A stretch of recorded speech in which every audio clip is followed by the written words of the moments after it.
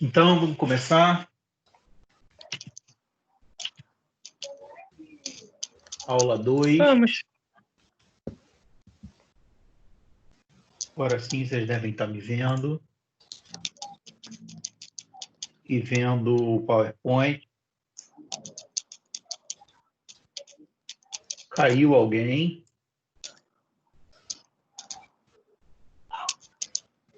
Não. Tô vendo o PowerPoint.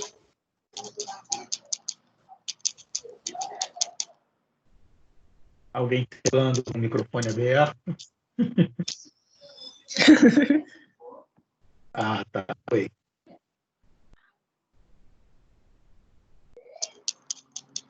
Continua.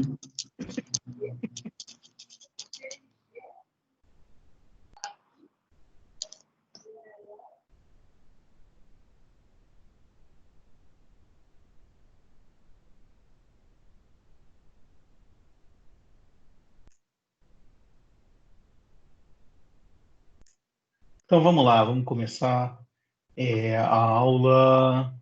A gente parou mais ou menos nesse slide aqui, ó. Esse. Então, eu vou voltar alguns slides para trás. Acho que aqui tá bom.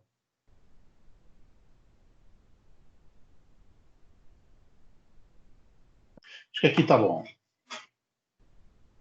O microcontrolador é uma evolução? Vale a pena usar um microcontrolador? Isso surgiu como uma evolução do sistema do microprocessador, né? Até certo ponto, sim. A ideia é você fazer um circuito simples em que você não precisa de muitos hardwares, né? Instruções simples, tudo simples para funcionar. A desvantagem é que você não tem um grande desempenho computacional. Geralmente, os microcontroladores eles são simples, feitos para serem baratos, eles não têm grande capacidade computacional. O que geralmente não é um problema sério, porque quando você tem um microprocessador, aliás, um microcontrolador, o teu objetivo é fazer alguma coisa simples e barata, né? Aí eu tinha falado sobre esses três famosos microprocessadores, e não microcontroladores, 6502, E80, 68000, e eu tinha falado que eles precisam ter memória externa, né? Até tem aqui essas pinagens aqui, ó, de D0 até D15, tá vendo? D0 a D15, essas pinagens aqui são para memória externa, ou seja, se vocês utilizassem esses microprocessadores aqui como um microcontrolador, né, para fazer a mesma coisa que o PIC faz, era possível, só que você ia precisar comprar esse chip aqui, comprar memória externa, comprar gerador de clock e assim por diante, o que ia fazer o projeto, mesmo que não ficasse mais caro, tão mais caro, ia fazer o projeto ficar mais difícil, né? O microcontrolador ele veio para colocar tudo no mesmo chip, tudo junto. Então, esses microprocessadores aqui, eles são da década de 80 e 90, enquanto o PIC é do meio da década de 90, né? Meio para o final da década de 90. Os primeiros PICs, né? Não o que a gente está usando. Então, a ideia dele era você ter todo o sistema num chip só. E aqui está o 16F628A, é o chip que a gente usa, né? Ele tem 16 pinos de entrada e saída, 18 pinos no total. Ele é feito para ter clock interno, driver interno, temporizadores internos, memória interna, tudo dentro do mesmo chip. A ideia é que você não precise de mais nada a não ser o PIC e as coisas que você precisa ligar ou desligar, né? Aí eu tinha falado na aula passada que você tem 20 miliamperes por pino e 65 miliamperes no total. Que isso parece estranho, né? Se você tem 18 pinos, como é que pode ter 20 miliamperes por pino, 65 miliamperes no total? Isso aqui é o total. São duas restrições, né? Você não pode passar de 20 miliamperes por pino. E se você usar, por exemplo, 3 pinos de 20 miliamperes, já está pertinho do total, não pode mais puxar corrente dos outros pinos. Isso acontece porque o PIC ele é plástico, ele é todo encapsulado de plástico, de epóxi, né? E você não tem nenhum local para dissipar energia. Então, se você puxar corrente além do valor aqui, ele começa a esquentar e geralmente ou queima ou para de funcionar, né? Eu já puxei mais do que 65 miliamperes e ele vai bem, mas o fabricante limita para você não fazer nenhuma bobagem. As perguntas automáticas. Onde eu compro, eu tinha falado que você compra bem PIC no Mercado Livre, fora do Brasil, ou no AliExpress ou no eBay. O preço ainda é barato, mesmo com a subida do dólar, você consegue comprar 10 PICs a cento e poucos reais com frete e tudo, né? Então ainda é barato comprar PIC. Não recomendo comprar PIC antes de você comprar um Arduino. Então, você compra primeiro um Arduino, depois que você destroçar o Arduino de todos os jeitos, você pensa na ideia de comprar um PIC. Para o iniciante, o Arduino vale muito mais a pena. Fora que a gente tem um montão de PICs e um montão de gravadores lá no Cefet para usar à vontade, né? Então, eu só recomendo comprar depois que você já estiver bem familiarizado com o Arduino e quiser partir para uma coisa diferente. Então, eu mantive esse desenho aqui, ao invés do desenho que você encontra na internet. Esse aqui é um desenho do quadro. Você vê que está bem torto, né? Eu mantive esse desenho porque ele é muito mais simplificado do que o que normalmente você encontra na internet. Você vê aqui que no PIC você tem 18 pinos, pino 14 e o pino 5 são os únicos que não são entrada e saída. Os outros todos os pinos do PIC são entrada e saída. Então você tem aqui, ó, RA0, RA1, RA2, RA3, RA4, RA5, RA6, RA7. 8 pinos no porte A. E você tem RB0, RB1, 2, 3, 4, 5, 6, 7, 8 pinos no porte B. Esses pinos podem ser usados como input ou output. A única restrição é o RA5, que só pode ser input, e eu só descobri isso recentemente, eu nem sabia disso. Eu achava que podia, eu nunca tinha usado o RA5 como output, né, mas ele não pode, ele só pode ser input. São restrições da microchip, não tem nenhuma razão especificamente, não. Aqui o interessante é que há uma divisão em 2 portas de 8 pinos. Então, cada vez que você junta 8 pinos, a microchip chama de porta. Uma porta de 8 pinos. E cada pino pode ser configurado para input ou para output, né? E por que essa separação? Por que a microchip separa 8 pinos em uma porta, né? E a razão simples é porque o chip é de 8 bits. Toda vez que você tem um chip de 8 bits, toda a separação de input e output é feita de 8 em 8.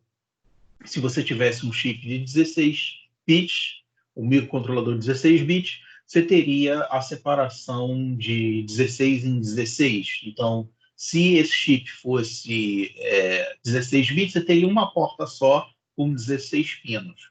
Essa separação existe porque o processador de 8 bits ele só pode acessar de 8 em 8 pinos.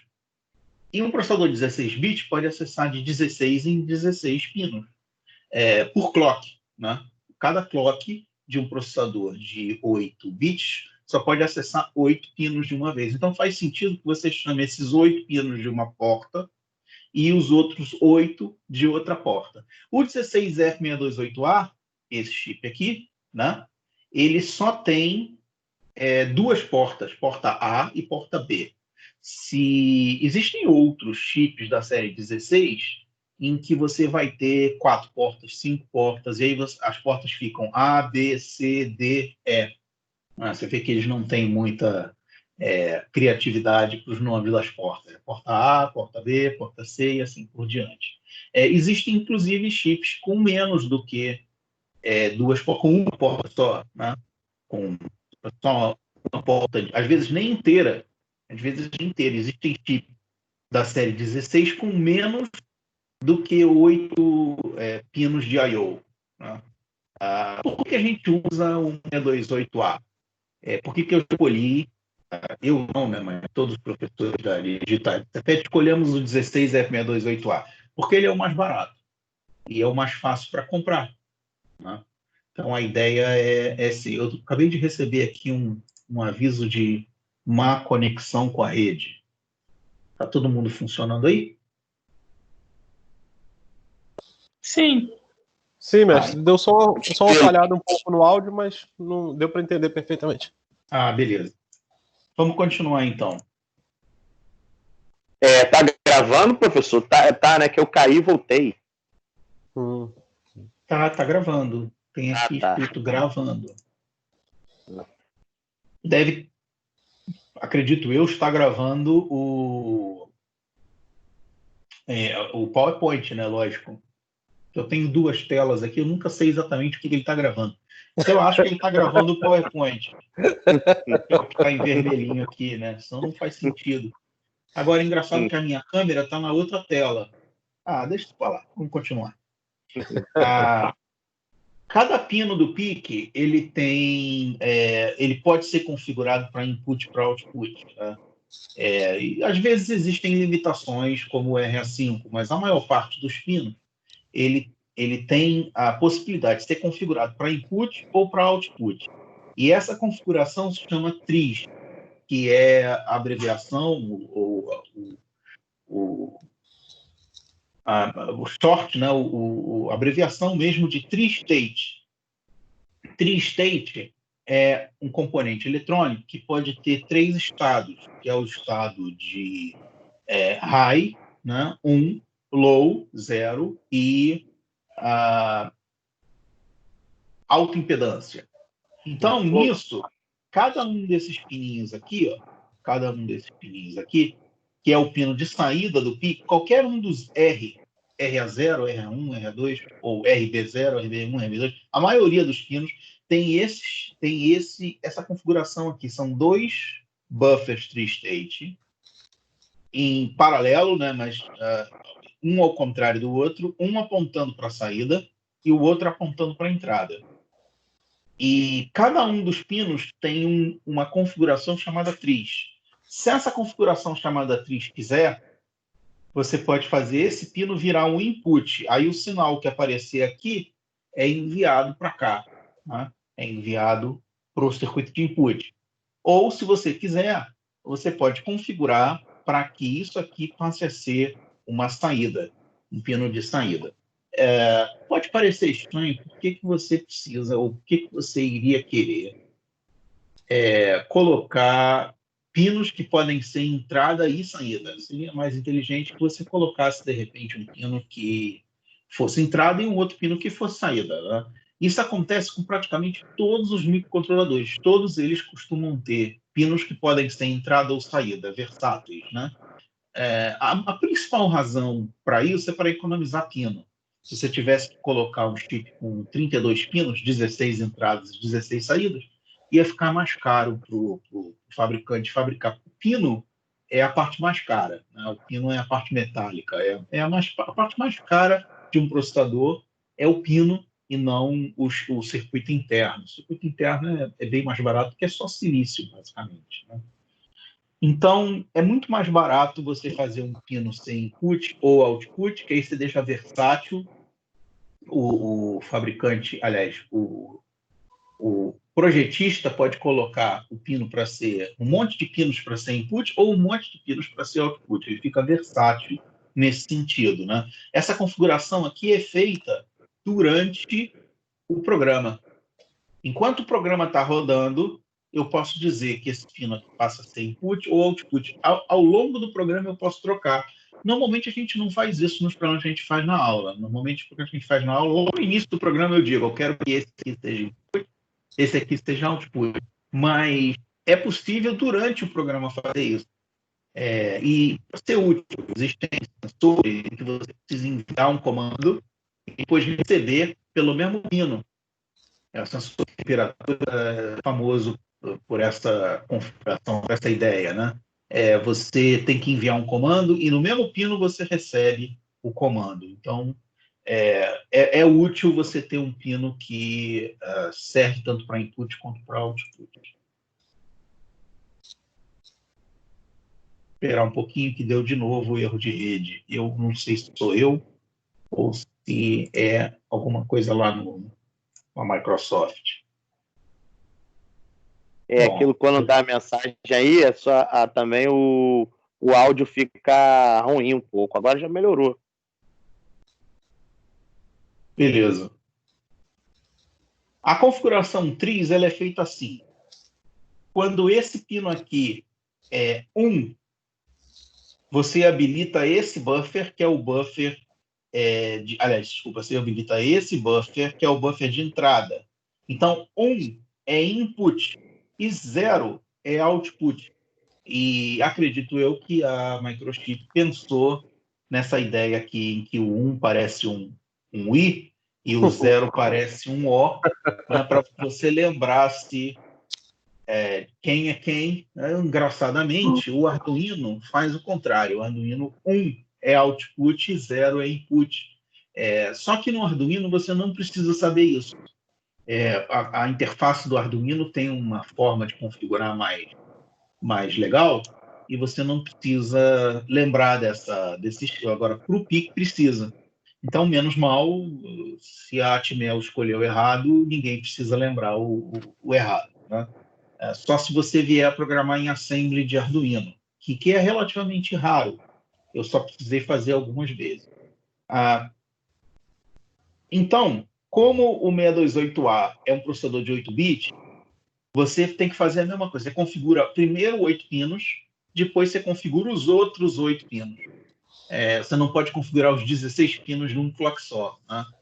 Não que isso seja uma enorme desvantagem, porque de um clock para o outro você tem 1 microsegundo, né? Mas é mais uma característica do que uma desvantagem. Então, quando você escreve aqui, ó, 3A igual a tanto, em binário, embora não seja exatamente assim que você precisa escrever, mas se você escrevesse assim, ó, isso aqui configura 8 pinos da porta A.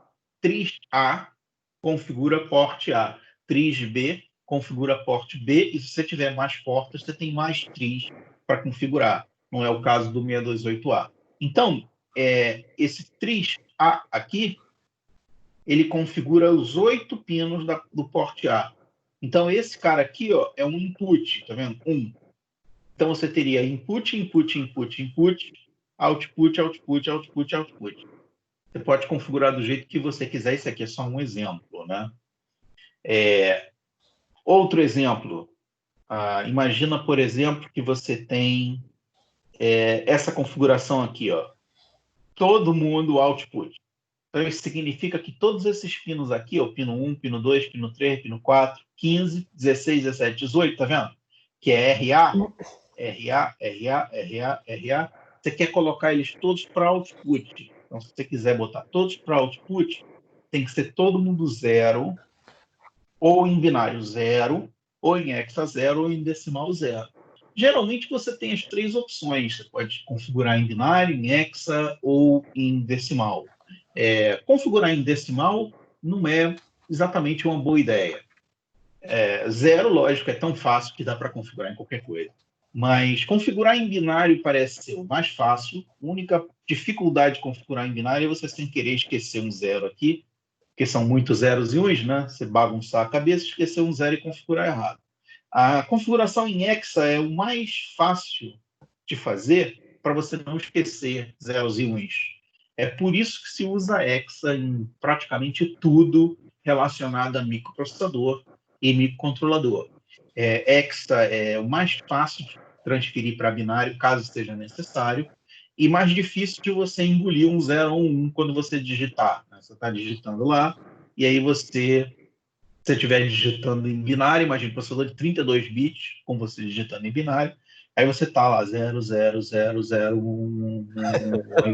Não é um negócio muito legal. É por isso que se usa sempre hexa, já que decimal ia dar muito trabalho converter. Tá?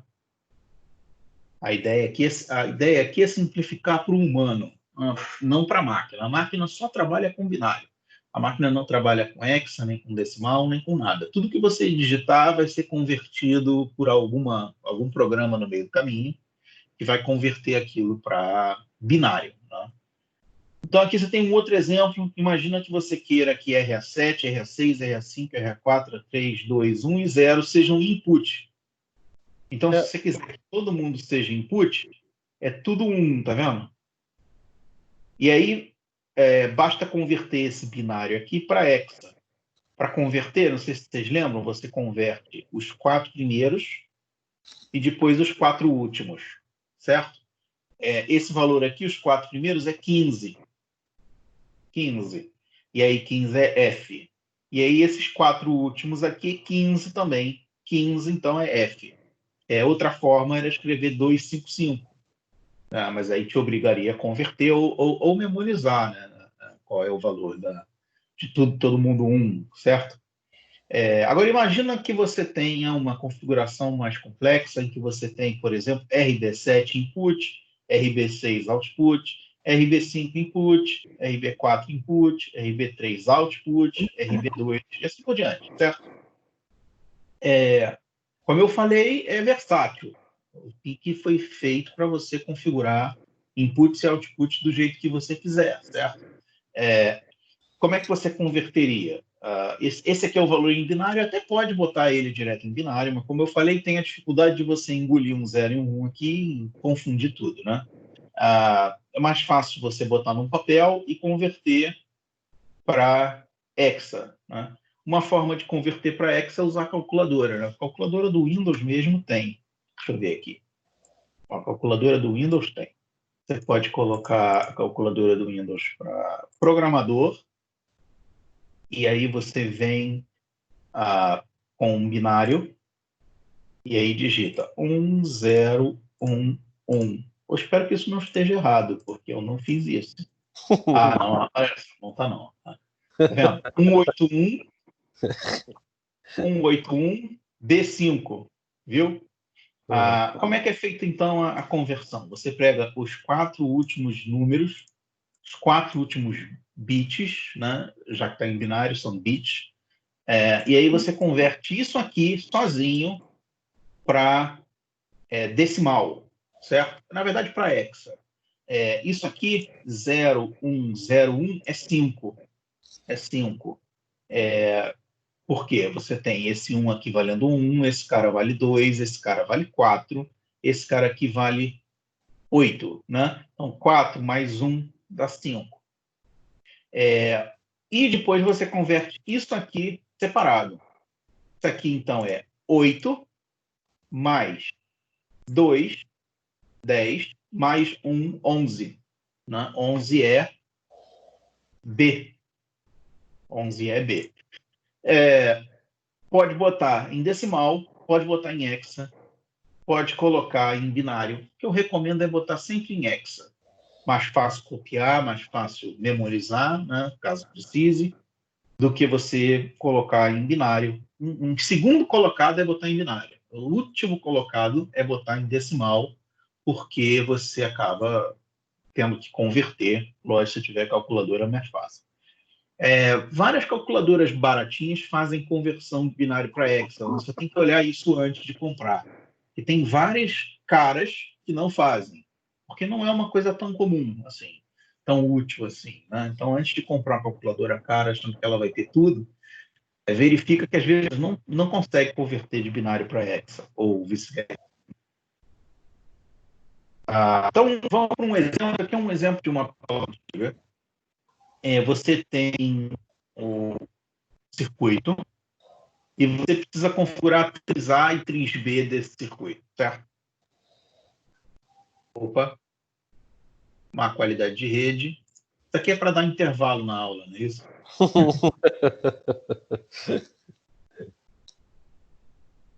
Foi. Microsoft, pode continuar? Tá intermitente. Vamos lá. Então, um exemplo de triz para um circuito real. Então, esse aqui é o circuito, certo? Agora, o que você vai fazer com esse circuito depende do programa. Você pode, por exemplo, apertar esse botão e ligar esse LED. Ou você pode apertar esse botão para piscar esse LED. Ou você pode apertar esse botão e aí o LED fica piscando. E aí você aperta de novo, ele para. E outras, muitas variações, que basicamente é a mesma coisa, né? Mas são variações de funcionamento que você pode ter. Mas, por enquanto, a gente não vai fazer essa variação de funcionamento. O que a gente vai fazer é a primeira etapa, que é configurar a triz, ou seja, definir quais são os pinos que são input e quais são os pinos que são output. Se você olhar RB0 é um LED, então é um output, lógico, né? O LED é um output. Então, cuidado para não imaginar que o LED está recebendo e por isso ele é input. O LED está recebendo um output do PIC, certo? Uhum. E o RB4 é um input, porque a chave envia dados para o PIC. Então, LED, motor, servo-mecanismo, qualquer coisa que gire, acende, buzzer, que faça barulho, é output, certo? Sensores são geralmente inputs. A chave é um input, sensor de temperatura é um input, existem sensores que são input e output, mas geralmente a maioria dos sensores são inputs para o PIC. Então, o PIC recebe dados do sensor e envia para alguma coisa, né? Então, esse circuito não é muito diferente de um circuito com um motor e uma chave. Então, você aperta o botão, liga o motor. Lógico que você não pode botar um motor direto plugado no PIC, porque tem limitação de corrente, né? Mas você pode colocar um driver, né? Um famoso driver como o L298N, por exemplo, em que você passa a ter ampere de saída, né? Com o PIC controlando, né? Ou pode botar um transistor também, mais famoso ainda, né? Não, ponte H, né? Ponte H, o L298N é uma dupla ponte H bem famosa, ele custa $2, $3 na China.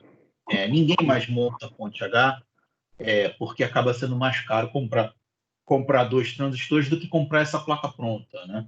Mas se você tiver 4 transistores, você pode montar uma ponta H. Que aí você passa a ter, inclusive, rotação, né, do motor. Você pode rodar para uma direção ou para outra. Você tem um sentido diferente. O que fazer com os pinos que não estão sendo usados? Primeiro, o que fazer com esses pinos que são oscilador? Tá vendo? Teoricamente, deixa eles lá, porque eles não fazem parte do programa. Osciladores e master clear, que é esse pino aqui, ó, master clear, e osciladores não fazem parte do programa, eles são hardware, eles são configurados em outro lugar, não durante o nosso programa. Então, não faça nada com eles. Esse pino aqui, o pino 4, ele pode ser master clear ou ele pode ser RA5, que é um input, né? Esses 2 pinos também, eles são RA6 e RA7, ou eles podem ser pinos para oscilador. Quando eles são pinos para oscilador, você recebe o clock por aqui. Você está usando ou clock externo ou clock a cristal, né? São dados que a gente vai ver mais para frente, né? Mas o fato é, se você não está usando o pino, a Microchip pede para que você faça 2 coisas, 2 opções, né? Ou você configura o pino para output e deixa quieto, não faz nada com ele, não solda, não pluga, não faz nada, deixa ele quieto. Ou você configura para input e coloca um resistor para pull-up, né? Então, são 2 opções que a Microchip te dá que são iguais eletricamente. Dá no mesmo. Ou você bota um resistor para pull-up e configura para input, ou você não bota nada e configura para output. Quando a gente está no laboratório, é muito mais prático não fazer nada, não plugar uma coisa extra, né, do que ficar botando um montão de resistorzinhos em cada um dos pininhos para poder configurar para input. O que a Microchip diz para você não fazer é colocar para input e deixar solto. Se você fizer isso, você pode acabar entrando com ruído para o microcontrolador e também pode gerar um estado intermediário entre 0 e 1, e isso pode acabar causando um excesso de consumo de corrente. Então, você não deve colocar pinos que você não usa para input, a não ser que eles tenham um resistor de pull-up. Ou pull-down, também pode ser pull-down. O que não pode é não ser nada, né? Então, se você olhar, o pino da chave tem um pull-up, ó. Tem um pull-up, para isso não acontecer, né? Então, se você tirasse isso aqui, tirasse esse resistor, estaria com um circuito que pode causar problema para o microcontrolador. Queimar é improvável, mas é até possível, né? Mas é improvável, mas é possível. Então, nesse exemplo aqui, a RB4 é o único 1. Único 1. Por quê? RB0 é 0, porque é output, e os outros, nenhum deles está usando, então você coloca para 0. Lembrando que você não configura VSS e VDD, porque eles são alimentação do chip, não faz nem sentido, certo? Então, esses pinos no centro aqui não fazem parte da configuração, Master Key e oscilador também não fazem parte da configuração. Então, se você olhar aqui, ó, esses 8 pinos aqui, ó, não estão usando para nada, né? O circuito é tão simples que eu não usei a porta A, né? E aí aqui, ó, se você não usa, você bota todo mundo 0, certo? Se você não usou RB7, 0. Não usou RB6, não usou RB5, RB4 é input, RB3, RB2, RB1, RB0 não usou. E aí você tem todo mundo 0 em binário, ou em hexa 0, 0, certo? E aqui, 0001, que é 1, 0000, que é 0. Então, você tem 0001, 0000 ou 0x10, né? 0x10. Esses são os valores que você tem que passar para o circuito para começar a fazer o seu programa. Ou seja, o seu programa pode ser apertar esse botão e acender esse LED, ou pode ser apertar esse botão e piscar o LED, mas não importa. O início do programa vai ser 3A igual a 0, x00, 3B igual a 0x10. Então, esse é as primeiras duas linhas do programa em C, inclusive não é muito diferente em Assembly. É você parar, configurar input e output, começar o seu programa, certo? Aqui um outro exemplo. Que é a mesma coisa, né? Não é tão diferente. RB0 é uma chave, então ele é 1. RB1 é uma chave, então ele é 1. RA0 é um LED, então ele é 0. Qual o valor de 3A aqui?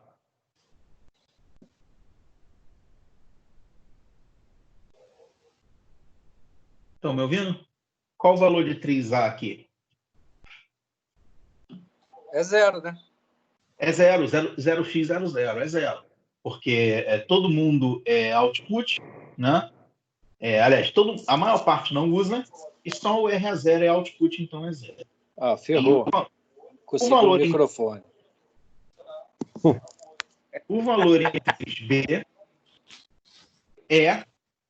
olha só, o valor de 3B é 0, não usa.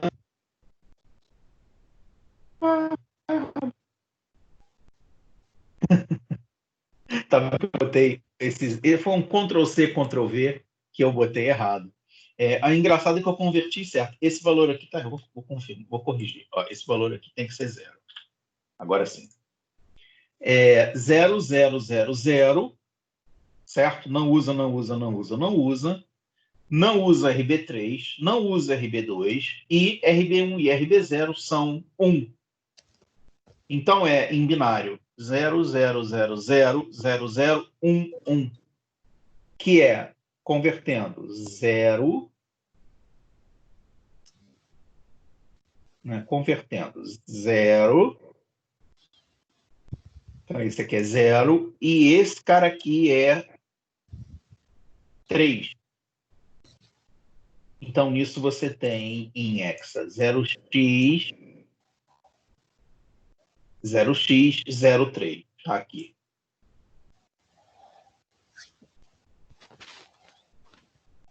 Bonito. A caneta do PowerPoint é horrível, mas seria muito, muito mais legal fazer isso no quadro, muito mais prático, mas ok, é o que a gente tem agora.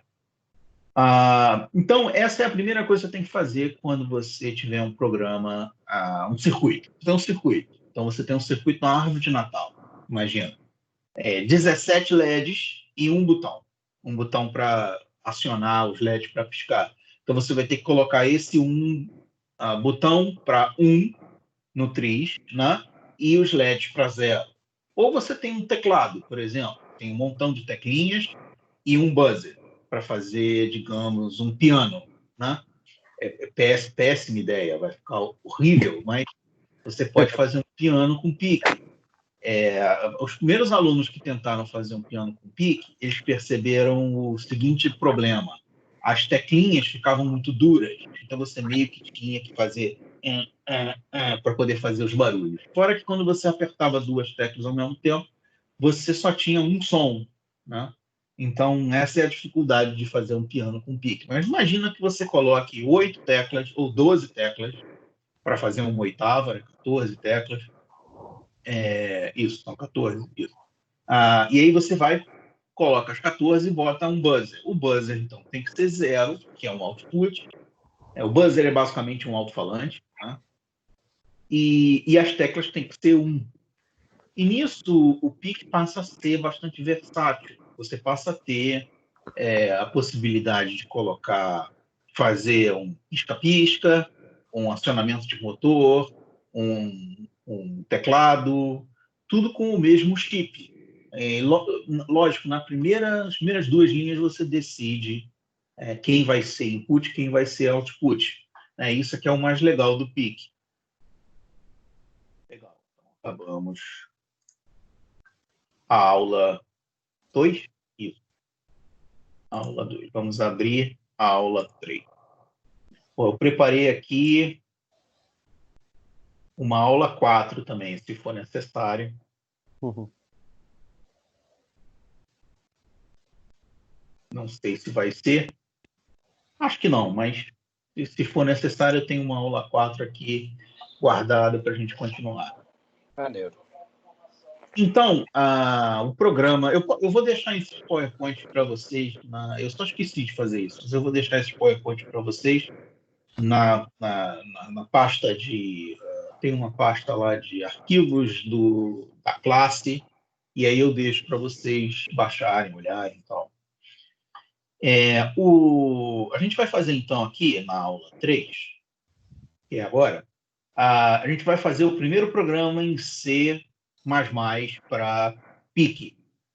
A organização dessa matéria é dar tudo de PIC em C, depois dar tudo de PIC novamente em Assembly. É mais prático dessa forma, porque o C é muito mais fácil de entender, muito mais rápido de aprender a primeira vez. Tá? E depois que você aprende, você já sabe um pouquinho de PIC, um pouquinho de C, e é mais fácil de colocar o Assembly para aprender, né? Má qualidade de rede, Microsoft. De novo. Eu acho que é o cara da Microsoft comendo um salgado. Por isso fica assim. Pode ser que seja eu também, eu não sei. Estranho, porque a minha internet geralmente é boa. Bom, mas vamos lá. O C++ para PIC, ele é baseado no programa que a gente escolheu. Tem um montão de diferentes programas que fazem isso. O programa que a gente escolheu para fazer programação para PIC, ou seja, existe um programa em que você vai e coloca a programação para PIC, certo? Ele roda no PC. Né? O programa que a gente resolveu usar foi o MicroC com K, Microc, MicroC for PIC. E por que a gente resolveu usar esse programa? Ele é grátis, né? Até um limite, e a gente nunca ultrapassou esse limite dentro dos nossos programas pedagógicos, né? Então, eu também nunca ultrapassei nada que eu tenha feito. É mais simples para aprender Assembly a partir do C, né? E a verdade é que a maior parte dos projetos reais são feitos em C. Muito raramente alguém faz um projeto em Assembly. É só quando tem alguma coisa, né? Olha só, quais os casos onde você tem que programar em Assembly? É quando você precisa fazer alguma coisa muito rápida ou precisa fazer alguma coisa que você tem que saber quanto tempo demorou. Então, esse é um defeito do C.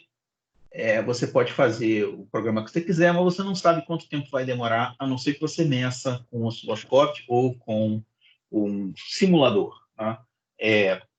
Quando você faz as coisas em Assembly, você sabe quanto cada linha vai demorar em tempo. Isso é vantajoso para alguns tipos de aplicação. Agora, se você não tem essa preocupação, se nada precisa ser super rápido, ou você não está nem se importando com o tempo que vai demorar, que é 90% dos casos, é muito mais prático fazer os projetos direto em C do que fazer em Assembly. Até porque tem muito também código pronto na internet em C para você reutilizar. O que é Assembly? Eu tenho falado aqui Assembly, C e um monte de outras coisas, mas o que é isso? O que é Assembly? Assembly em inglês significa montar, é o verbo to assembly, montar. Né? Também pode significar o substantivo, the assembly, a montagem, certo? Ou seja, assembly significa ou montagem ou montar. E o que significa isso?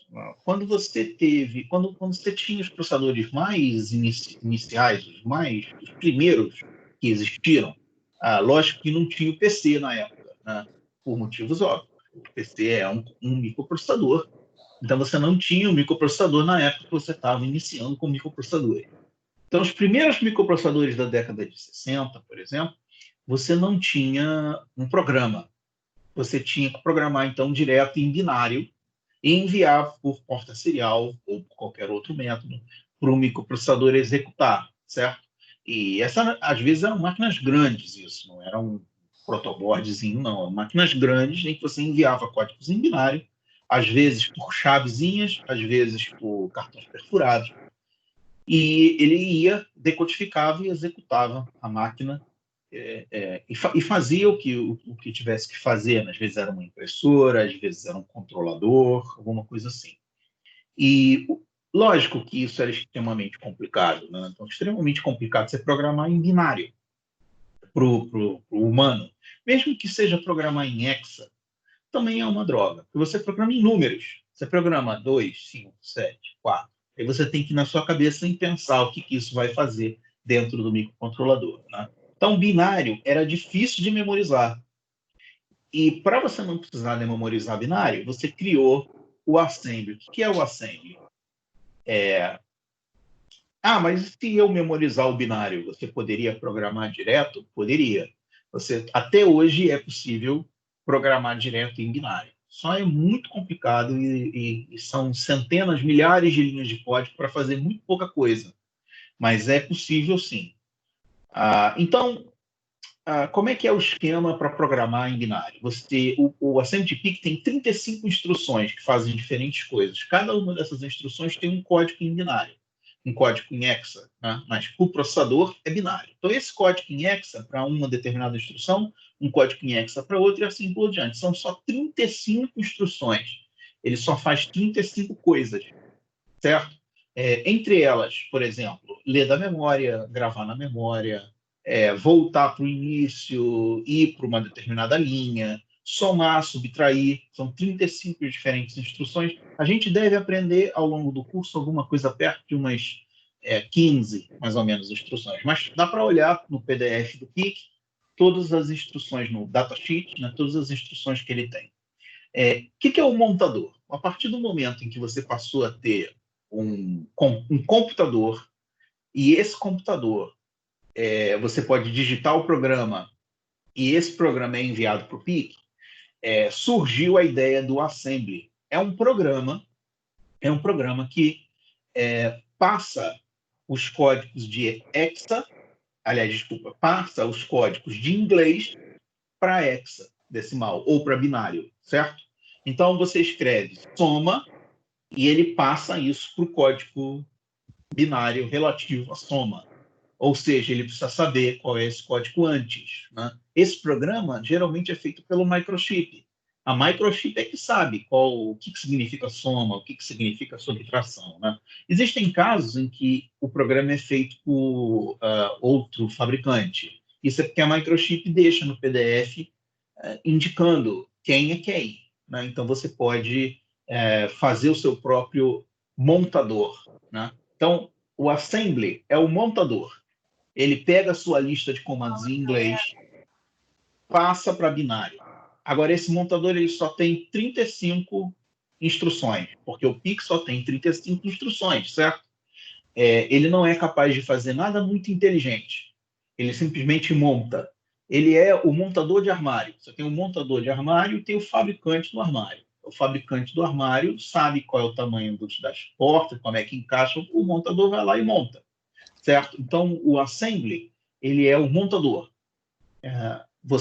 Quando você programa em assembly, você programa em inglês, né? E o programa assembler, ou assembly, né? Ele passa de inglês para hexa, mas só 35 instruções. Você não pode escrever uma coisa complexa, tipo, faça o café para mim, né? Ou imprima alguma coisa na tela. Não tem nem tela, não sei nem o que ele vai imprimir. Mas existe alguns montadores mais inteligentes que a média. Fazem algumas coisas extras. Você pode escrever coisas mais complexas e ele monta para você essas coisas mais complexas. Mas ele é simplesmente uma variação do montador original, que é um programa simplesmente que troca texto por hexa, né? Texto por binário. E aonde você baixa o assembler, né? Se for assembly de PC, existe um programa chamado Debug ou Assembly x86 que você baixa e você pode programar em assembly para PC. Ou seja, PC também tem o seu assembly. Tem o assembly para celular, tem assembly para tablet, tem assembly para tudo quanto é tipo de processador especificamente, né? Se for o assembly para PIC, a Microchip te dá de graça um programa chamado MPAGIN. Você baixa, executa e faz seus programas em assembly, geralmente com um notepad mesmo. Você abre um texto no notepad, coloca os comandos, a gente vai aprender a fazer esse comando. E possivelmente a gente vai ver como é que faz a programação lá na vida real. A gente já fez, né, uma aula, mas a ideia é que a gente faça mais. Quando acabar essa pandemia, espero que rápido, a gente vai ter as aulas de laboratório recuperando essa parte que era importante. Então, se já existe um esquema que você programa com as 35 instruções que o PIC é capaz de fazer, para que eu vou usar C++? Porque em pouco tempo se descobriu que era uma droga programar em assembly. Era quase tão ruim como programar direto em binário. As instruções são muito pouco naturais, né? Então não é uma linguagem natural e demorava muito para aprender. E os programas eram muito, muito grandes. E se percebeu que os programas eram repetitivos. Você fazia sempre as mesmas 200 linhas para fazer sempre a mesma coisa. E nisso você criou, você não, a comunidade científica criou um montão de ideias para não precisar programar em assembly. Ou seja, a gente criou linguagens de programação. E a linguagem C, ela está mais ou menos aí no meio do caminho. Ela não foi nem a primeira, nem a última. E ela é, até hoje, a mais usada, pelo menos em termos históricos. Tá? Em termos históricos. A ideia é usar a linguagem natural, ou seja, você escrever coisas do se o sensor for 1, então acenda o LED. Não é tão simples assim, mas é mais ou menos, né, essa ideia. Você escrever em linguagem natural. Escrever em linguagem natural tem várias vantagens. Você não precisa aprender assembly, o que é muito mais rápido. E 2, uma outra pessoa consegue ler o seu programa e rapidamente entender o que você quis fazer, certo? C é considerada a linguagem de alto nível, ou seja, é mais próximo da linguagem natural. Quanto mais próximo da nossa linguagem natural, mais alto o nível da linguagem. Então, C não é a linguagem de mais alto nível, mas não é tão baixo nível quanto a Assembly. Então, a Assembly é considerada uma linguagem de baixo nível. Baixo nível, mas não baixo calão, não é cheio de palavrões e coisas assim. Então, é uma linguagem de alto nível, não é aquela educação, por favor, acende, e o Assembly é mais, acende logo, cacete. Né? Mas, na verdade, não é essa a ideia é que você, em Assembly, você programa com aquelas 35 instruções, certo? E no C você programa numa linguagem mais parecida com o inglês, com a linguagem natural. Existem variações de linguagem, trocentos diferentes tipos de linguagem. Existem até linguagens baseadas em português, que você programaria direto em português. E existem linguagens mais fáceis de usar do que o C.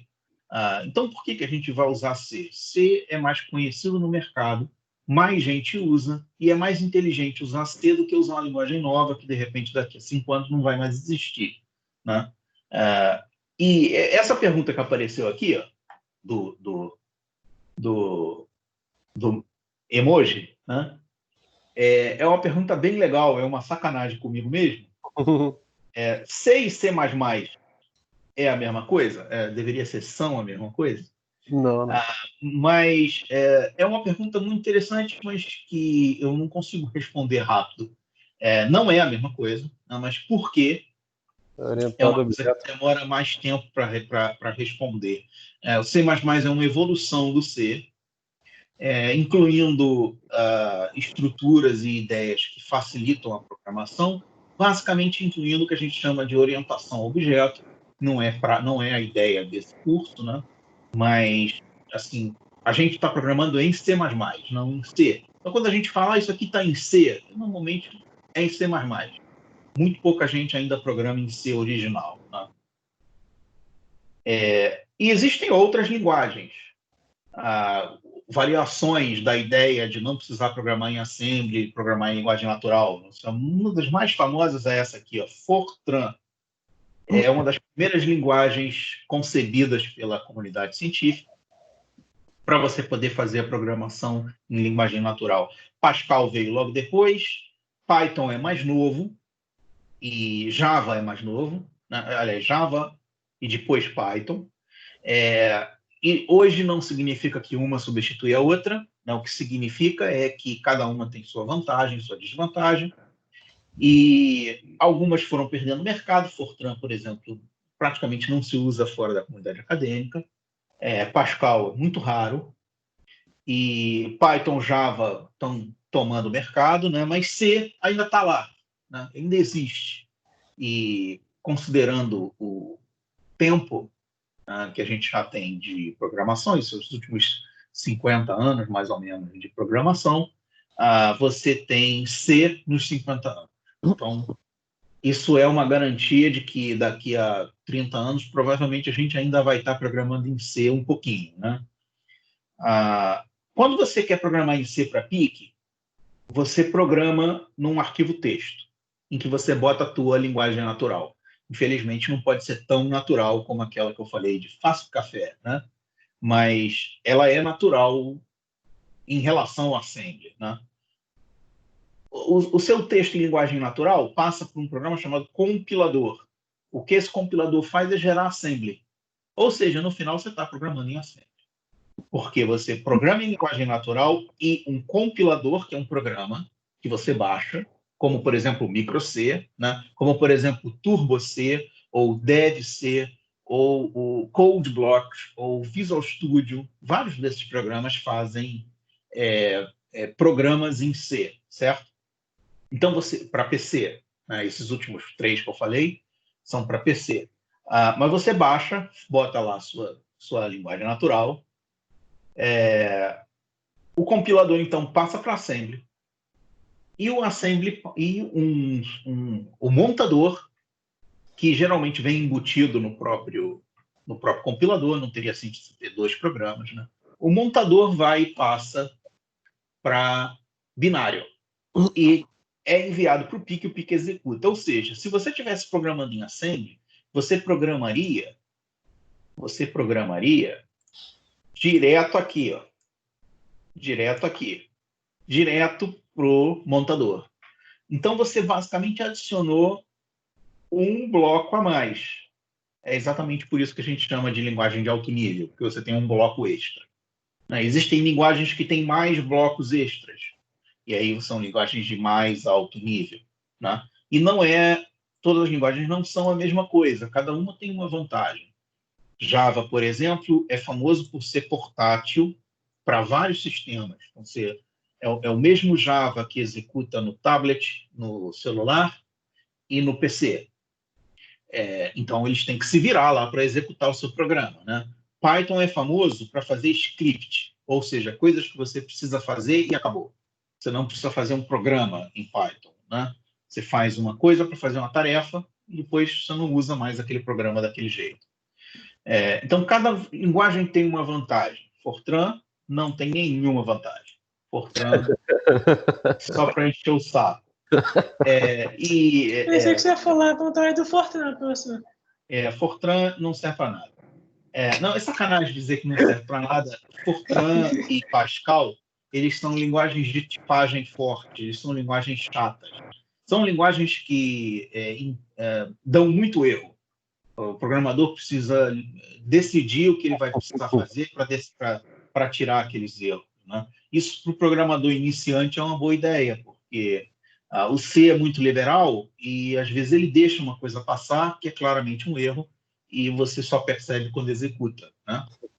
Então, Fortran e Pascal são famosos por serem linguagens chatas, boa para aprender. Eu não acho, não, porque para que você vai aprender e ficar muito bom numa linguagem que pouca gente usa? Né?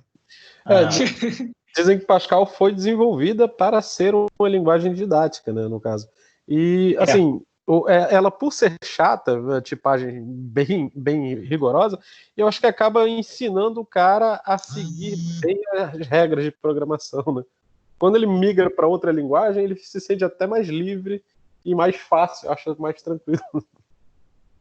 Sem dúvida. Um dos defeitos do C é você pegar uma variável que contém um número e uma variável que contém um texto e dizer texto igual a número. Caractere. E aí? Como assim texto igual a número? O que ele fez? O que aconteceu? Né? Existe uma grande chance, enorme chance, de ser uma cagada. E essa cagada vai para frente, é executada, compilada, ninguém está nem aí. Enquanto em Pascal e em Fortran, isso dá um erro de tipagem. Né? E por isso que eu falei que são linguagens de forte tipagem. Né? O tipo da variável é importante para continuar a execução do programa. Mas, em compensação, é muito chato, é muito warning, muito erro. Para o programador iniciante é legal. Se fossem... interessante que o C é tipagem média. Tá? Quem é tipagem fraca é o Python. Python não tem nem tipagem. Quando você muda do C para o Python, parece que perdeu as regras. Você pode fazer... Parece que você está no faroeste da linguagem. Né? Tudo vale. Faz um for com texto, faz um while com coisa que não tem menor sentido, e ele vai executando, e lógico que não vai fazer o que você queria. Né? Muda o tipo da variável no meio do programa. Muda o tipo da linguagem no meio. Né? Então é interessante que as linguagens de baixa tipagem, tipo Python, Lua, também assim, elas têm uma outra vantagem, né? Elas têm uma outra ideia. Programar rápido, mesmo que fique meio sujo, né? Produtividade. Fica uma merda, mas a sensação você termina rápido. Né? Eu fico brincando que o C é uma conversa formal e o Python é uma conversa cheia de gíria. Sim, sem dúvida. O C nem é tão formal assim, né? Mas é mais formal. Né? Você vê que é uma péssima ideia você colocar... isso às vezes aparece. Vamos programar em Python para PIC. Isso é uma péssima ideia, porque o PIC ele não está ali para ter tipagens e coisas assim. Ele está ali para você fazer coisas simples, né? O C é mais útil nesse caso. Ele não é nem tão formal e nem tão informal do que o PIC. Então, eu nem sei dizer se existe Python para PIC, e tomara que não exista. Tomara que ninguém crie essa ideia, que parece uma péssima ideia. Mas nosso primeiro programa é o Blink. E se você já aprendeu alguma linguagem de programação, seja ela qual for, você deve ter passado pelo programa Olá Mundo. Né? O programa Olá Mundo é o primeiro programa que você faz com qualquer coisa. Você vai programar em PHP, em ASP, em Lua, em Python, em C, em Pascal, em Fortran. Seu primeiro programa é o programa Hello World. É o programa Olá Mundo. Ele simplesmente escreve na tela Olá Mundo e acabou. A ideia é que você possa usar esse programa para fazer o que você quiser. Se você consegue executar o programa, mostrar na tela, você já passou o primeiro nível de aprendizado. Né? Então, como o PIC não tem tela, o programa Olá Mundo do PIC é o Blink, que é você botar um LED para o LED ficar piscando. Bom, se o LED só acendesse, você não ia ter certeza se o seu programa está funcionando. Fora que você poderia esse pino aqui e jogar direto no VDD, dava na mesma. Né? Lógico que se o LED ficasse apagado também não tinha sentido, então por isso que o LED tem que ficar piscando. E a ideia é que você controle a velocidade da piscada e tenha noção que é você que está fazendo. Né? Então esse é o programa Olá Mundo. Se você olhar bem, você só tem o PIC, o LED e a fonte. O PIC, o LED e a fonte. É só isso que precisa para fazer o PIC. Mas precisava mais alguma coisa? Nos antigos processadores precisava. Se você estivesse trabalhando com 68000, com os 80, 02 ou qualquer outro desses processadores antigos, eles são até mais computacionalmente eficientes, mais computacionalmente capazes do PIC. Mas eles precisavam de memória externa, gerador de clock. Você basicamente tinha que ter uma placa. Ou montar um circuitão no protoboard. O interessante do PIC é que você já pode começar a programar só com as coisas que você quer usar e o PIC e a fonte. É o mínimo. O que seria menos que isso? Já vi com a fonte embutida? Era o pior. Era a única coisa que poderia ser mais embutido do que o PIC, eu já vi com a fonte. Tá? Se você pensar bem, o Arduino vem com a fonte, porque ele vem com a USB, então ele meio que já vem com a fonte, já vem com o programador também, né, embutido. A ideia é você sempre simplificar a vida das pessoas. Ainda bem, né? Mas como que o programa chega no PIC? Bom, se o programa for em C, ele está aqui, certo? Você, então, precisa usar o micro C para gerar assembly em hexa. Ou seja, o micro C tem dentro o compilador e o montador, certo? Depois que você tem o programa em hexa, você usa um gravador de PIC para enviar para o PIC o chipinho, o programa. Uma vez que o programa está gravado, você pode tirar ele daqui e levar para qualquer outro lugar que o programa está gravado. Ele é gravado numa memória flash não volátil, ou seja, não vai apagar. Se você pegar e botar dentro da mochila aí para casa e colocar no protoboard, em casa vai funcionar. Bom, tomara que funcione, né? A ideia é que funcione.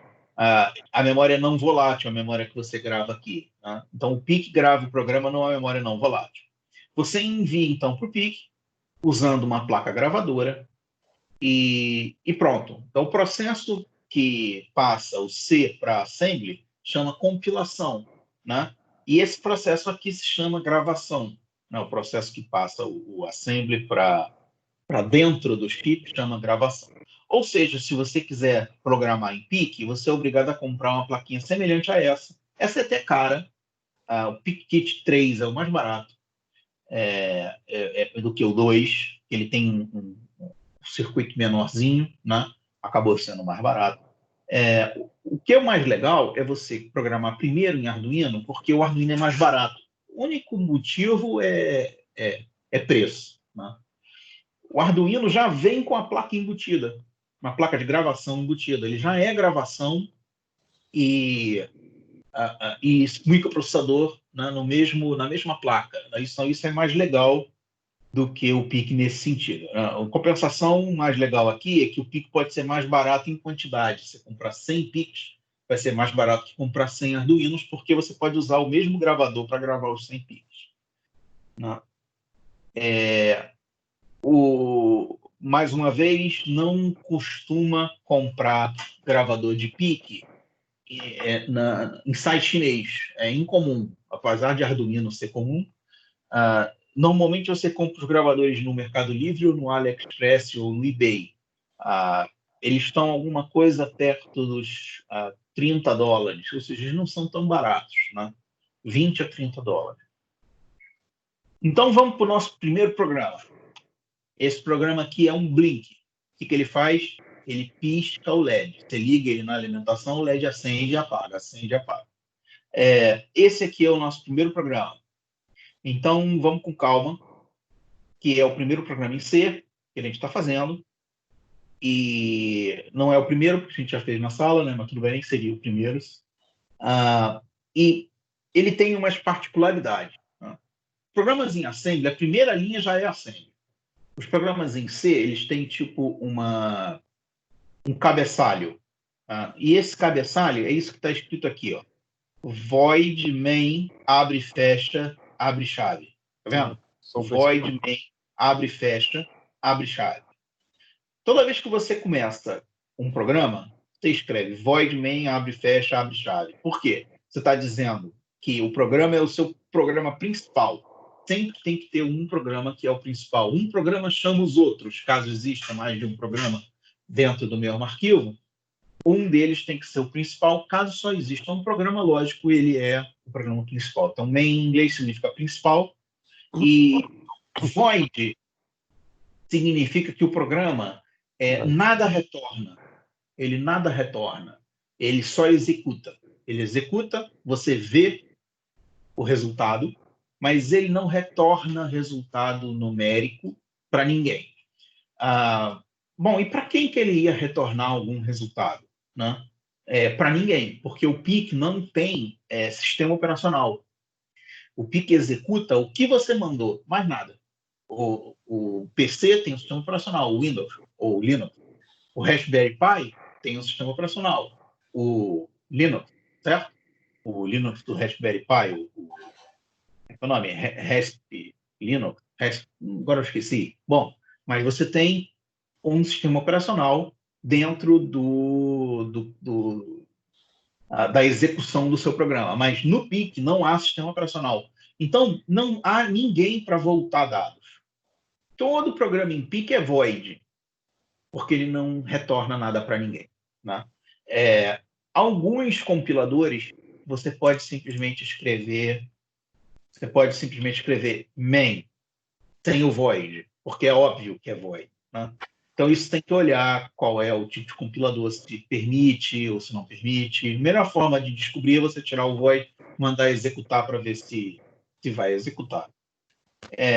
Abre e fecha, tá vendo esse abre e fecha aqui? Você colocaria aqui dentro um dado de início, de entrada. Ou seja, você receberia do sistema operacional um dado para começar a execução do seu programa. Não tem sistema operacional. Se não tem sistema operacional, é sempre abre e fecha sem nada dentro, tá vendo? Então, todos os programas em PIC vão escrever void main, abre e fecha, abre chave. Quando você abre a chave, você já está no seu programa. Então, até essa chave aqui, você está só configurando como é que o programa funciona.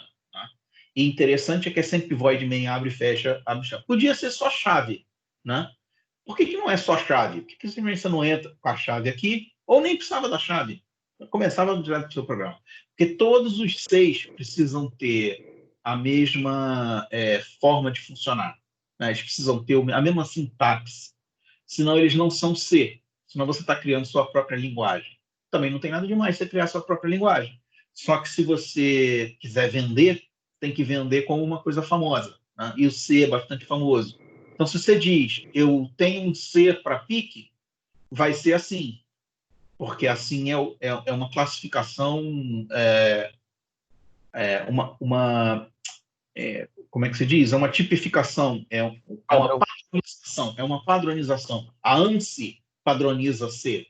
Então, se você quiser ter uma cópia do C padronizada, você precisa seguir essa nomenclatura de chavezinhas, né, de void main e assim por diante. Eu não sei como o ANSI C permitiu que você só escrevesse main, mas foi. Então, tudo bem. Uma coisa, abre a chave aqui, tem essa chave aqui que fecha, essa última chave fecha o programa. Então, isso aqui é o seu programa. Ó, isso aqui é o seu programa.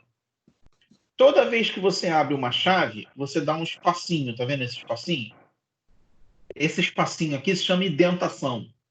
Ele existe para que você tenha noção de que isso aqui está dentro do main, certo? E que isso aqui está dentro dessa chave. Então, a indentação é importante, mas não é obrigatória. Você não precisa indentar o seu programa. Você podia botar isso aqui tudo no mesmo... Olha só. Eu poderia vir aqui, colocar assim, ó, tudo igual. Tudo na mesma coluna. E executar sem problema nenhum. Nada de errado nisso. Só que... deixa eu dar o controle. Só que a indentação, ela facilita que você perceba, que você descubra rapidamente o que está dentro do quê. A indentação não é obrigatória, mas é uma boa ideia. Está vendo aqui os dois comandos? 3A igual e 3B igual? 3A igual, 3B igual. Aí tem o ponto e vírgula, certo? Padronização do C. Toda linha de comando termina com um ponto e vírgula. Você, inclusive, pode colocar tudo na mesma linha. 3A igual a 0x00, ponto e vírgula. 3B igual a 0x00, ponto e vírgula. Pode botar tudo na mesma linha. A separação de linhas não é o enter, é o ponto e vírgula. Então, se você esquecer um ponto e vírgula, ele te diz, esqueceu o ponto e vírgula. Aí tu bota o ponto e vírgula e fica tudo certo. Então, é interessante que ele é rigoroso a esse ponto. Você não pode esquecer um ponto e vírgula, né? Outras linguagens não são tão rigorosas. Está vendo que é 00 e 00? Porque o Blink, nosso Blink aqui, cadê? O Blink não tem input. Então é tudo zero, certo? A gente viu isso na outra aula. Aí vem aqui, ó, o while 1. O while, isso aqui a gente viu que é uma configuração. Então eu configuro escrevendo 1. O while 1 abre chave. O que você abriu aqui foi um subprograma. E o que significa esse subprograma? O while significa enquanto. Então, enquanto alguma coisa for verdadeira, ele vai executar o que está dentro das chaves, que é isso aqui que eu selecionei, tá vendo? Enquanto isso aqui for verdadeiro, você vai executar o que está aqui. Certo? Isso aqui é feito para fazer o que a gente chama de loops, que é quando você quer executar o mesmo programa várias vezes. Né? Você quer executar alguma coisa 100 vezes, 1000 vezes. E então você usa o while. Enquanto alguma coisa for verdadeira, ele continua executando. O que a gente quer é executar um loop infinito. Ou seja, enquanto tiver alimentação, ele vai executar o blink, que é piscar o LED. Certo? Não existe comando em C para você dizer loop infinito. Sabe por quê? Ninguém pensou nisso. O C foi idealizado para máquinas que executavam uma ação e paravam. O PIC não é assim. Todo microprocessador executa uma ação e continua executando para sempre. Programas que rodam no sistema operacional, como o Word, por exemplo, PowerPoint, porque eu estou com o PowerPoint aberto, ele executa e fecha, eventualmente fecha. Né? O nosso programa, ele nunca acaba. Ele tem que executar para todo sempre. Enquanto tiver alimentação, ou seja, enquanto ele estiver ligado, ele tem que fazer o quê? O blink. Esse é a tarefa de um microcontrolador. Ele tem que executar para sempre o seu programa. Ou para sempre ele vai ficar esperando alguma coisa, ou para sempre ele vai ficar fazendo uma determinada conjunto de ações, certo? E o nosso para sempre é acender o LED, esperar, apagar o LED e esperar. É o blink. Como não existe um comando em C para você dizer enquanto execute para sempre, você executa tipo, como a gente chama, um bacalhau. É um bacalhau. Você diz, enquanto isso aqui for verdade, executa para sempre. Executa isso aqui. E em C significa true ou verdade. Antigamente, inclusive, você era obrigado a escrever assim, ó, while true, e executa isso aqui, né? Ou seja, enquanto verdade for verdade, ele vai executar. Em outras palavras, ele vai executar para sempre. Hoje, no C moderno, você só precisa escrever não precisa escrever true. Mas antigamente você era obrigado a escrever true, né? Se você quisesse um loop infinito. Então, esse comando aqui e esse comando vai ser executado uma vez. Esses aqui vão ser executados até você desligar a alimentação, para sempre. Se você pode botar uma bateria, e aí mesmo que você desliga a alimentação, ele continua executando. Tá? Então vai ser até acabar a bateria. E você vê que o programa não sabe qual é, se tem bateria, se não tem, ele simplesmente está executando, certo? Ou seja, isso aqui é um loop infinito, roda para sempre. Todos os programas são assim coloridos? Interessantemente são.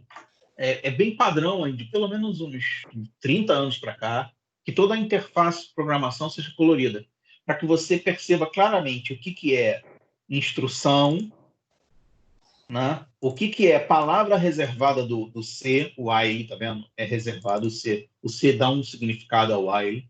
Void também, né? Tem um significado específico. Números ficam em vermelho. E tá vendo que isso aqui são comentários?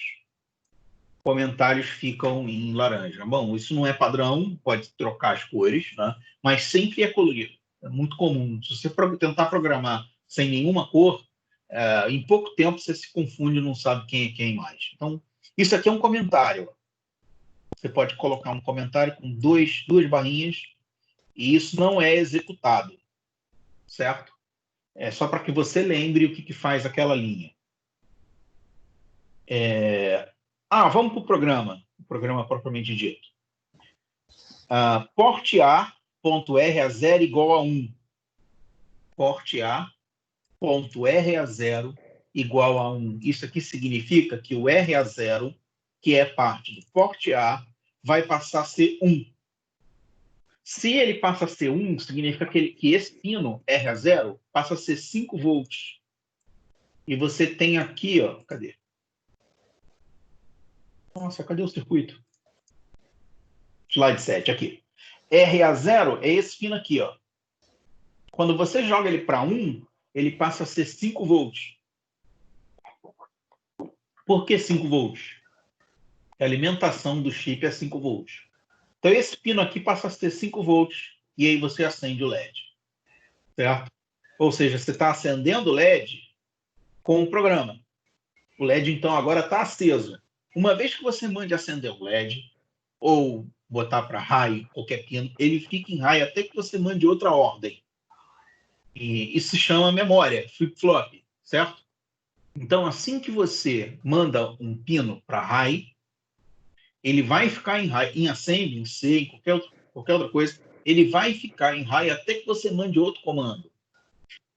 Outro comando que faça ele vir para low. Né? Isso em qualquer linguagem de microcontroladores. Ou seja, existe uma memória, você manda high, né? Você manda high, ele continua com high até você mandar um outro comando. Tá vendo esse comando aqui? Delay _ms. Ele é um comando interno do C que serve para fazer delay. Delay significa que você vai atrasar a execução do próximo comando esse número de milissegundos. 1000 milissegundos. Significa que vai demorar 1 segundo até executar o próximo comando. enquanto você está executando esse delay MS, o que o processador está fazendo? Ele está fazendo uma sequência de comandos idiotas e sem sentido só para perder tempo. Só para perder 1 segundo de tempo. Existem, basicamente, 2 formas de fazer delay. Né? A primeira é essa, a mais simples. Você executa comandos idiotas, tantos comandos idiotas que chega a 1 segundo de tempo. É como se você estivesse esperando por alguma coisa e você resolvesse, sei lá, ficar pulando até terminar o tempo. Né?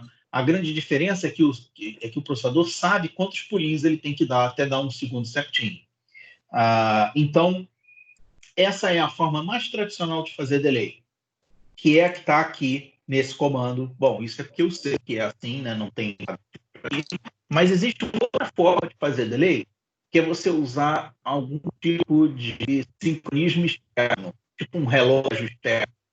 E aí você simplesmente fica esperando o relógio dar 1 segundo. Né? O PIC também tem esse método, chama temporizador. É um pouco mais complicado de usar do que esse aqui, então por isso a gente começou com o delay tradicional. Né? Depois de esperar 1 segundo, você coloca porte A RA0 para 0, ou seja, o pino passa a ser 0 volt. O LED, então, desliga.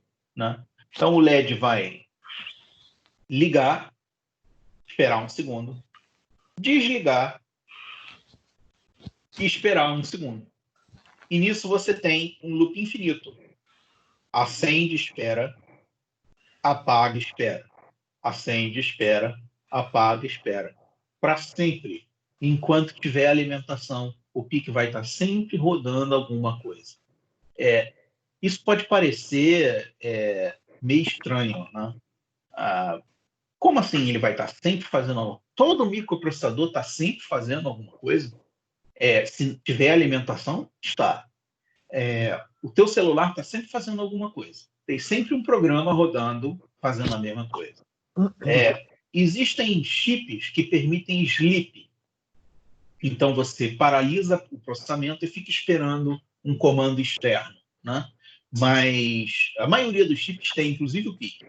Mas a maior parte do tempo, o PIC vai estar fazendo alguma coisa. Ou ele está esperando você apertar um botão, e aí ele está assim, já apertou, já apertou, já apertou, já apertou. Ou ele está comandando alguma coisa, né, que é o mais comum, piscando um LED, acendendo um LED, verificando o input. Então ele está sempre executando. O programa é sempre um loop infinito. Ou seja, praticamente todos os programas de PIC vão ter o while, com muito poucas exceções. Void main, os tris, o while 1 é tipo uma repetição absurda. É tão comum que você podia já abrir o programa e já vir com isso digitado. Inclusive, o microC já digita para você void main, porque é tão óbvio que sempre repete. Né? 1 segundo são 1000 milissegundos. Você poderia, lógico, colocando aqui um valor menor, você poderia piscar mais rápido, ou um valor maior, piscar mais devagar. Então, atenção para a indentação, que é esse espaço, não é obrigatório, mas ele é uma boa ideia, porque você sabe que isso aqui está dentro do while. Isso aqui não está dentro do while, está dentro do void. E o while está dentro do void. Então, você sabe quem está dentro de quê. A indentação é muito importante. Todas as linguagens usam alguma indentação, menos assembly. Assembly geralmente não usa. A gente vai ver aqui que até o assembly tem casos em que você pode facilitar a tua vida fazendo indentação. Por que precisa de delay? Por que você precisa esperar 1 segundo antes de fazer o acionamento do LED? Você não podia simplesmente botar em high e depois botar em low? O problema é que o PIC executa tudo perto dos megahertz, na maioria dos PICs perto dos megahertz, ou seja, algo próximo de alguns microsegundos por instrução. Então, se você não tivesse o delay aqui ou aqui, você colocaria on e depois off em 1 microsegundo, alguma coisa perto de 1 microsegundo. Não seria suficiente tempo para que você visse que está piscando. Era o que você queria, lógico. Tá? Então, o interessante é que o Olá Mundo do microcontrolador é mais complicado, porque ele precisa de delay. Você precisa fazer o delay para comunicar com o mundo exterior, que no caso é a gente, né? E nessa velocidade o LED apaga e acende tão rápido que você não vê o LED piscando. Qual a velocidade máxima para que ainda você consiga ver o LED piscar? Geralmente é alguma coisa perto de 1,25 avos a 1,30 avos de segundo, que é uma coisa entre 30 e 40 milissegundos, mais ou menos, que precisa ter para que você perceba que o LED está piscando. Então, você consegue reduzir isso aqui para 40, ou até menos. Por que até menos? Porque perto dos 20 milissegundos, você ainda enxerga o LED piscando, mas você tem uma certa dúvida se o LED está piscando ou se ele está aceso. Fica uma coisa meio... Você não tem certeza. Você olha assim, você está piscando mesmo ou não? Então, perto dos 20 milissegundos, há essa dúvida, né? Abaixo dos 20 milissegundos, não tem dúvida nenhuma, ele não está piscando. Quer dizer, tá, você que não consegue ver, né? E existe um nível, né, de piscada que é tão rápido que o próprio LED não consegue fazer. Então, se você botasse um LED para piscar de 1 em 1 milissegundo, você poderia pegar uma câmera ou alguma coisa muito rápida, filmar o LED e perceber que ele está piscando, né? Ou você poderia vir com um sensor de luz, colocar em cima do LED e botar no osciloscópio e descobrir, realmente ele está piscando, embora eu não veja. Abaixo de um certo valor, o próprio LED não tem tempo de parar de acender. Então, ele não estaria piscando abaixo de um certo valor. Em microsegundo, o LED não estaria piscando. Ele estaria aceso direto com o hardware mesmo, né? E como que se sabe que a piscada é perto de um 25 avos, um 30 avos? O que tem de tão importante nesses valores, em que eles são conhecidos mundialmente, né? É importante que se saiba qual é a velocidade em que você não pisca mais uma determinada lâmpada, porque todos os displays, todos os monitores, todo tipo de display precisa acender os LEDs ou o cristal líquido em sequência. Então, você acende pixel a pixel, um por um, tá? Ou um display de LED, você acenderia LED a LED, um por um. E você precisa acender LED a LED, um por um, até o momento em que você voltar para acender o mesmo LED, você precisa fazer isso em menos do que 1/30 avos de segundo, senão o humano vai perceber que o display está piscando. Ele não vai ver a tela como uma coisa parada. Ele vai ver a tela como uma coisa cintilando, né? Piscando. Então, isso aqui vem desde o tempo do cinema. No cinema, você precisava saber qual era a velocidade que você tinha que passar o filme para que as pessoas não vissem a tela piscar, né? E na época do cinema, se usava 1/25 avos de segundo, que é suficiente para você ver a tela cintilar levemente, tá? Por que eles não usaram menos, usaram 1/5 de segundo? Porque 1/25 avos de segundo já dava um filme desse tamanho aqui, maior que a cabeça da pessoa. E 1/5 avos de segundo significava que o filme ia ter que ter mais cenas, mais negativos. Uhum. Vocês lembram de negativo de filme? Ou seja, ia ter que ter mais fotos do filme. E o filme ia ficar maior, mais difícil de transportar. Então, 1/25 avos é um limite bem leve. Em 1/25 avos a tela ainda pisca. Qual é a velocidade da maioria das telas que a gente usa hoje? Bom, se você não tem uma tela de 1/60 avos, é porque você tem um monitor muito velho. Muito, muito velho. A maior parte das telas são 1/60 avos, pelo menos. A sua televisão em casa, se ela não for de 10 anos para cá, ela deve ser pelo menos 1/60 avos de segundo de velocidade, que significa 60 Hz, né? A maior parte das TVs hoje já são 120, 220, 400 e sei lá quanto hertz, porque quanto mais rápido, mais firme a sensação que você tem de ver alguma coisa, né? É interessante que se você tivesse uma frequência mais alta, você podia ter a impressão de que a televisão é um quadro real e não alguma coisa emitindo luz. Ela incomodaria menos visualmente a pessoa, né? Quanto mais rápido for. Em compensação, precisa de mais fotos por segundo e isso ia gerar mais capacidade de processamento, precisar de mais capacidade de processamento, ou mais arquivo, né? Se for um filme, precisa de mais arquivo, né? Maior tamanho de arquivo. Então isso é importante, que isso aqui decide o quão rápido você precisa piscar alguma coisa, né? No nosso caso é só para piscar o LED. E olha só que legal o LED piscando. É só escrever no Google LED piscando, você encontra esses GIFs com LED piscando. Por que o programa Blink é tão importante?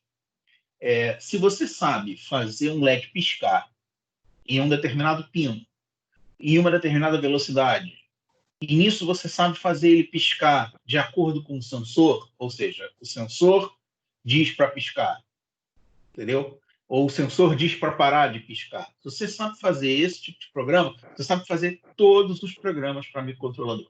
Porque todos os programas para microcontrolador são variações do Blink. Então, se você sabe fazer um LED piscar, você pode acionar alguma coisa. Você pode acionar motores, alto-falantes, comunicação, sensores, qualquer coisa que é acionado dessa forma. Ou seja, o LED, acender o LED é meio que domine o mundo acendendo o LED, né? É a primeira coisa que você precisa saber e meio que é a única coisa que você precisa saber. Não é muito diferente controlar um LED do que controlar um motor, não é tão diferente um blink de um circuito de um carrinho ou de um circuito de um controle remoto ou mesmo uma impressora 3D. Você acha, vai ser muito diferente a impressora 3D. Não vai não, vai ser muito parecido. São comandos que são enviados numa determinada velocidade, numa determinada ordem. Então, no final, é só uma versão mais complexa do Blink. Então, pisca o LED e domine o mundo. É essa montagem aqui que eu fiz. É sério mesmo. Realmente, é a primeira coisa que você precisa fazer em qualquer microcontrolador. Então, a primeira coisa que você faz no Arduino é carregar o Blink e ver o LED piscar. Se você não conseguir fazer isso, está alguma coisa queimada ou não está funcionando, você não vai conseguir fazer mais nada. A gente fez, há uns anos atrás, eu e uns 2 alunos, a gente fez uma casinha, comprou uma casinha de madeira, né? Casinha de madeira, tal, e botou um LED branco em cada cômodo da casinha, ligou tudo no Arduino e a ideia era ligar os LEDs via Wi-Fi, via internet. Então você ia num celular em qualquer lugar e ligava os LEDs da casa. Uma enorme bobagem, porque eu acredito que ninguém vai querer ligar a sua lâmpada em casa via internet, né? Eu acho que ninguém vai querer fazer isso. Mas se você algum dia quiser, existem programas prontos para Arduino que fazem isso. Não é muito diferente do Blink. Você precisa ficar verificando se alguém mandou uma mensagem de tempos em tempos. Uma vez que você recebe a mensagem, você manda o LED acender, espera um tempo, depois fica verificando mensagens de novo.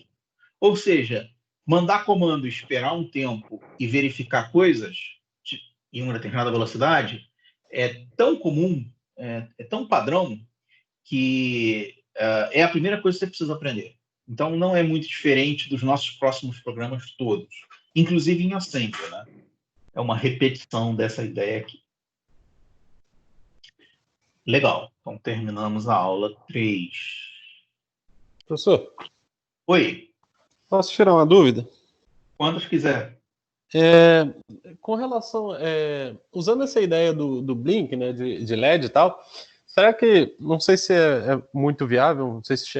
acredito até que não chegaríamos a resultados tão satisfatórios, mas seria possível emular um motor de passo com um motor comum, usando essa ideia do Blink, controlando os milissegundos? Sem dúvida. O motor de passo é a mesma coisa que o Blink. Você tem as bobinas do motor de passo, elas precisam ser acionadas numa determinada ordem, numa determinada velocidade, né? Para que você o motor gire naquela direção. Então, sim, é a mesma coisa. É como se você piscasse 4 LEDs em sequência, o motor de passo.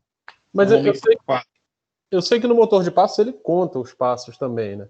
No motor comum eu não teria essa contagem, eu não teria uma roda vazada onde eu posso contar os passos.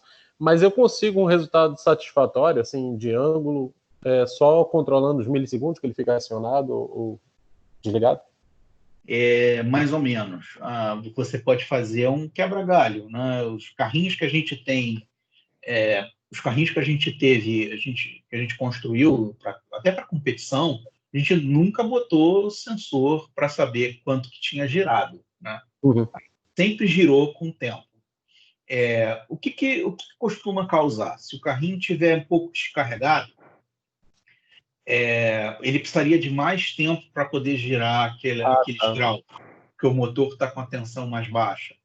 Ou o contrário, se você acabou de carregar, se você ajustar para o carrinho totalmente carregadão, quando ele tiver... ele só vai funcionar quando ele tiver 100% de carga. Quando tiver 80% já vai funcionar estranho. Ou seja, se você garantir ajustar para bateria normal e você não aumentar o peso do carro e ele não escorregar, dá para fazer muito preciso, cara. Você ajusta 90 graus, ele gira 90 graus certinho, todas as vezes. Agora, se ele bate em alguma coisa ou se ele escorrega, pronto, ele não sabe o que está fazendo. Tá? Então, a maioria dos carrinhos que eu vi são assim. Nada te impede de comprar o que a gente chama de encoder, né? Que é aquela rodinha vazadinha em que você sabe quantos graus girou. Então, no final das contas, um motor de passo é como se fosse um motor comum com um tipo de encoder que você sabe quanto que você girou, né? Sistema fechado, não dá um feedback, né? O motor de passo é legal que se você tiver uma carga, por exemplo, se tiver alguma coisa prendendo o motor de passo, e você mandar girar, ele vai ficar tentando girar. Ele vai ficar até conseguir, né? Podendo até quebrar. Né? Mas o motor de passo também tem problema com escorregar. Se você impedir o motor de passo de andar, ele não sabe o que aconteceu. Se o motor de passo estiver girando, está lá girando, aí você vem, prende ele tenta girar com força, aumenta a corrente, mas ele não sabe que isso aconteceu. Ele não sabe que você prendeu. Então, o motor de passo pode também não conseguir girar o número de graus, fica mais difícil. Ele vai tentar girar, aumenta a corrente e tenta girar. O melhor deles é o servo. O servo-mecanismo é o melhor que tem.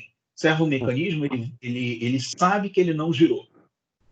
Então, você pode pegar um erro, aconteceu alguma coisa, não chegou na posição desejada. O servo é o mais confiável para isso. Para ângulo. Isso, para ângulo. Eu me lembro de um grupo de alunos que queria fazer um carrinho com motores de passo.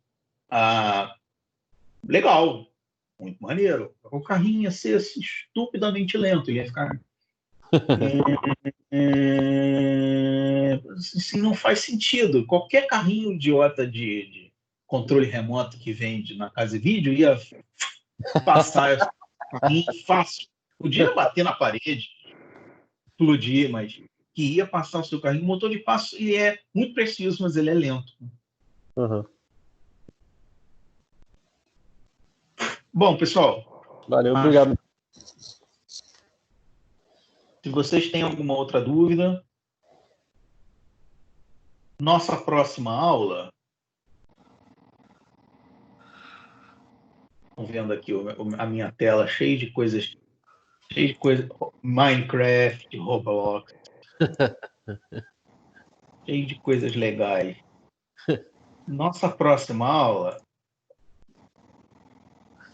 A gente vai fazer o pique com botões.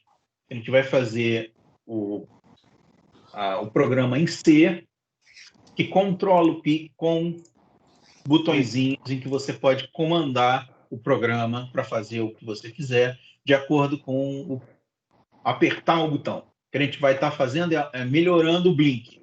Agora, pisca quando você aperta, ou acende quando você aperta. E nisso você rapidamente consegue fazer qualquer programa, né? Qualquer coisa que controlar.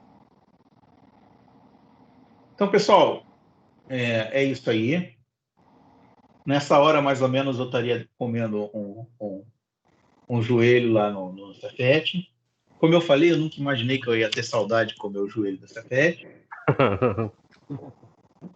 Mas, alguma dúvida, alguma coisa que vocês queiram saber? Não, tranquilo. Eu já matei minha dúvida. Tranquilo, professor. Então é isso aí, pessoal. Vamos acabar por aqui, mais ou menos 9 horas. A semana que vem a gente volta. E um dia a gente volta mesmo, né? Tomara. Beleza. Até mais então, pessoal. Vou parar a gravação.